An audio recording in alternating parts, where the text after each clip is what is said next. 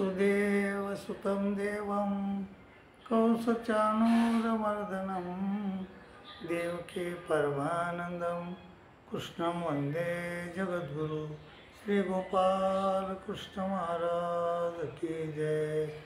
माय बापू, अर्जुनाने श्रीकृष्ण महाराजाला गीतेमध्ये 11 प्रश्न विचारले। दुसऱ्या अध्यायामध्ये पहिला प्रश्न विचारला, तिसऱ्या अध्यायामध्ये दुसरा विचारला, चौथ्या अध्यायामध्ये तिसरा प्रश्न विचारला, 5व्या अध्यायामध्ये चौथा प्रश्न विचारला, 6व्यामध्ये 2 प्रश्न विचारले। तर असे 11 प्रश्न विचारले। तर त्या 11 प्रश्नाचे पैकी आज मी तुम्हाला पहिल्या प्रश्नाचं उत्तर देणार आहे। तर पहिला प्रश्न कोण्या अध्यायात विचारला? दुसऱ्या अध्यायात। श्रीकृष्ण महाराजाला अर्जुन काय म्हणतो? देवा, स्थितप्रज्ञस्य का भाषा समाधिस्तस्य केशव स्थितधी किम प्रभासेत किमासित ऊर्जेत किम। जो स्थितप्रज्ञ माणूस म्हणजे ज्याची बुद्धी स्थिर झाली, तर तो माणूस कसा बोलतो, कसा चालतो, कसा वागतो, अत्यंत महत्त्वाचा प्रश्न आहे आपल्यासाठी। पण आपली बुद्धी स्थिर करण्यासाठी हा प्रश्नाचं उत्तर आपल्यासाठी महत्त्वाचे आहे। त्याप्रमाणे जर आपण वागलो तर आपली देखील बुद्धी स्थिर होत असते। तर श्रीकृष्ण महाराजांचं उत्तर काय दिलं ते म्हणे, दे अर्जुना, प्रजहाती यदा कामान सर्वान पार्थ मनोगता। प्रजहाती म्हणजे सोडून देतो, मनातल्या कामना जो माणूस सोडून देतो। प्रजहाती यदा कामान सर्वान पार्थ मनोगता, मनातल्या सर्व कामनाचा त्याग करतो। आणि आत्मा म्हणजे परमेश्वर, परमेश्वराच्या चिंतनात जो गढून राहतो त्याला स्थितप्रज्ञ असे म्हणतात। त्याची बुद्धी स्थिर झाली असं समजावं आपण। आपण परमेश्वराचं चिंतन सदोदित केलं पाहिजे। भगवान श्री चक्रधर स्वामी महाराजांनी सांगितले की 5 गुणनामे त्रिकाळ आठवावी आणि 5वे ते निरंतर स्मरावे। मग निरंतर आपण परमेश्वराचं चिंतन केलं पाहिजे। अष्टप्रहर, तर झोपताना देखील आपण परमेश्वराचं चिंतन करत झोपलं पाहिजे। आणि उठलो सकाळी की अगोदर आपल्याला परमेश्वराचं ध्यान आपल्या मनात आलं पाहिजे, परमेश्वराचं नाम आपल्या मुखात आलं पाहिजे। तर असं जर केलं तर आपली बुद्धी इकडं तिकडं भटकणार नाही, आपली बुद्धी स्थिर राहील आणि आपण स्थितप्रज्ञ होऊ। तर त्याप्रमाणे आपण आणि श्रीकृष्ण महाराजांना सांगितले, भगवान श्री चक्रधर स्वामी महाराजांना सांगितले की शयनासनी भोजनी परमेश्वर व्हावा। तुम्हाला झोपताना पण परमेश्वर झालं पाहिजे, परमेश्वराचं चिंतन केलं पाहिजे आणि जेवताना देखील परमेश्वराचं चिंतन केलं पाहिजे। आणि वारकरी संप्रदायात बी जर म्हणतात ना की वदनी कवळ घेता नाम घ्या श्रीहरीचे, वदनी कवळ घेता नाम घ्या श्रीहरीचे, सहज हवन होते नाम घेता फुकाचे, जीवन करी जीवित्वा अन्न हे पूर्ण ब्रह्म आणि उदर भरण नव्हे जाणीजे यज्ञ कर्म।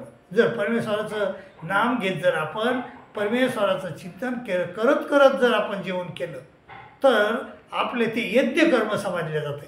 हा जो ऋषी होते एक, तर ते ऋषी निराहार होते, निराहार, पण तरी 20 खंड्याचं अन्न खात होते ते। दत्तात्रय महाराजाचे भाऊ होते ते, आणि ते निराहारी 20 खंड्या अन्न खाऊन देखील निराहारी होते। का होते? कारण ते खाताना परमेश्वराचं चिंतन, एरवी सदोदित परमेश्वराचं चिंतन करायचे आणि खाताना देखील परमेश्वराचं, जेवताना देखील परमेश्वराचं चिंतन करायचे। आणि म्हणून त्यामुळं आपण सदोदित म्हणजे जेवताना बी शयनासनी भोजनी आपल्याला परमेश्वर झाला पाहिजे। आणि संत ज्ञानेश्वर म्हणतात की नित्य नेमनामी ते प्राणी दुर्लभ, परमेश्वराचं चिंतन करणारे प्राणी हे दुर्लभ आहेत। आणि भगवान श्री चक्रधर स्वामी देखील म्हणतात की हे स्मरेतो दुर्लभ, हे आम्हाला आठवणारा माणूस दुर्लभ आहे। मग हे म्हणजे नित्यने म्हणावी ते प्राणी दुर्लभ, पण जे करीत असतील स्मरण तर लक्ष्मी वल्लभ तयाजवळी, त्याच्याजवळच खरा परमेश्वर आहे। त्यामुळं संत ज्ञानेश्वर म्हणतात की ज्ञानदेव मौन जपमाळा अंतरी धरून श्रीहरी जपे सदा। हे माणसा मौन धर आणि अंतरीची जपमाळ खोल आणि परमेश्वराचं चिंतन कर। ज्ञानदेव मौन जपमाळा अंतरी धरून श्रीहरी जपे सदा। आणि आपल्याला कुठं त्रिवेणी संगमीला जाण्याची गरज नाही हो. परमेश्वराला धुंडाळण्यासाठी त्रिवेणी संगमी नाना तीर्थे भ्रमी आणि चित्त नाही नामी तरी ते व्यर्थ. आणि आपण जर त्रिवेणीला गेलो, प्रयागराजला गेलो, त्रिवेणी संगमी नाना तीर्थे भ्रमण केले आपण, पण जर चित्त नामात नसन आपण तर ते व्यर्थ आहे. परमेश्वराच्या नामामध्ये आपलं चित्त पाहिजे, सगळं चित्त आपलं तिथं पाहिजे तर ते जमत आहे, नाही तर नाही. आणि ते संत म्हणतात की ठाईच बसून करा एक चित्त, आवडे अनंत आळवावा. एकाच ठिकाणी बसा, चित्त एक करा आणि आवडीनं परमेश्वराचं चिंतन करा. नाहीतर हे बाकीचं जे केलेलं आहे ते काही कामाचं नाही. आणि जो असं आवडीनं परमेश्वराचं चिंतन करतो त्याची बुद्धी स्थिर होते. त्याची बुद्धी कुठीकड म्हणजे अनेक कामना त्याच्या मनात येत नाहीत. त्याची आसक्ती दूर होते आणि त्याची आसक्ती दूर होते, त्याची कामना दूर होतात आणि त्याचं फक्त परमेश्वर मला पाहिजे, परमेश्वराच्या स्मरणामध्ये त्याचं चित्त लागते. आणि असा जो माणूस असतो त्याला स्थितप्रज्ञ म्हणतात. प्रजाहाती यदा कामात सर्वात पार्थ मनोगतान आत्मन्यवात्मना तुष्ट स्थितप्रज्ञ दोच्यते. तर असं माणसाला ज्याचं परमेश्वराच्या चिंतनामध्ये मन लागलं तर त्या माणसाची बुद्धी स्थिर झाली असं म्हणावं आणि तो माणूस स्थितप्रज्ञ आहे असे म्हणावं. पुन्हा काय म्हणतात श्रीकृष्ण महाराज, दुःखेश्वरोद्विग्न म्हणा. जो माणूस दुःखात दुःखी होत नाही. अहो सुख आणि दुःख हे खरे नाही. तो सुख खरं नाही आणि दुःख बी खरं नाही. दुःख त्यामुळं श्रीकृष्ण महाराज म्हणतात की दुःखेश्वरोद्विग्न म्हणा. दुःख आलं तर उद्विग्न होऊ नको आणि सुख आलं तर विगत स्पृहा होऊ नको, हुरळून जाऊ नको. आणि राग भय क्रोध सोडून दे. वितराग भय क्रोधा स्थितधीर मुनी इच्छिते.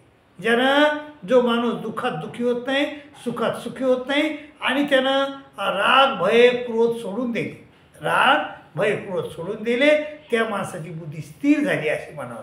जर तुम्ही दुःखात दुःखी झाले तर तुमची बुद्धी कशी स्थिर राहील आणि तुम्ही परमेश्वराचं चिंतन केव्हा करता. अहो परमेश्वराचं चिंतन सदोदित करायला पाहिजे, सदोदित. आणि हे आपला संसार करत असताना देखील परमेश्वराचं चिंतन केलं पाहिजे. आणि जर आपण दुःखात दुःखी हो तर परमेश्वराचं चिंतन कसं करू. सुखात सुखी हो तर आपण त्यातच हुरळून जाऊ, तर आपण परमेश्वराचं चिंतन केव्हा करावं. त्यामुळं दुःखेश्वरोद्विग्न म्हणा, सुखेसो विगत स्पृहा वितराग भय क्रोधा. म्हणजे वित म्हणजे सोडून दे, राग भय क्रोध ज्यानं सोडून दिला त्याची बुद्धी स्थिर झाली असं म्हणावं लागेल. ज्याच्याजवळ राग आहे, आवड आहे, आसक्ती आहे, ती आसक्ती त्या माणसाला परमेश्वराच्या चिंतनात लागू देत नाही. क्रोध परमेश्वराच्या चिंतनात लागू देत नाही. वित राग भय दे असं आपल्याला, तर ते भय बी देखील परमेश्वराच्या चिंतनात आपल्याला लागू देत नाही आणि आपली बुद्धी स्थिर होत नाही. त्यामुळं आपली बुद्धी स्थिर झाली पाहिजे. त्यामुळं वित राग भय क्रोधा स्थितधीर मुनी इच्छिते. माय बाबा असे 17 श्लोकामधून उत्तर दिले श्रीकृष्ण महाराजांनं अर्जुनाला. तर आपण आज 2 श्लोक झाले, तर आपण पुन्हा उद्या दुसऱ्या 2 श्लोकाचं उत्तर बघू आणि त्याप्रमाणे स्थितप्रज्ञ म्हणजे काय आणि स्थितप्रज्ञ कसा असतो श्रीकृष्ण महाराजाच्या शब्दात मी तुम्हाला सांगतो. माय बाबा ते तुम्ही ग्रहण करून घ्या. आणि अधिक ते पुरते, नुन्य ते अधिक ते सरते आणि नुन्य ते पुरते आणि करून घ्यावे तुमचे विनंतो असे. माय बापा तुम्हाला जसं घेता येईल तसं घ्या, परंतु गीतेचा अभ्यास करा आणि गीतेचा अभ्यास करून आपलं भलं करून घ्या.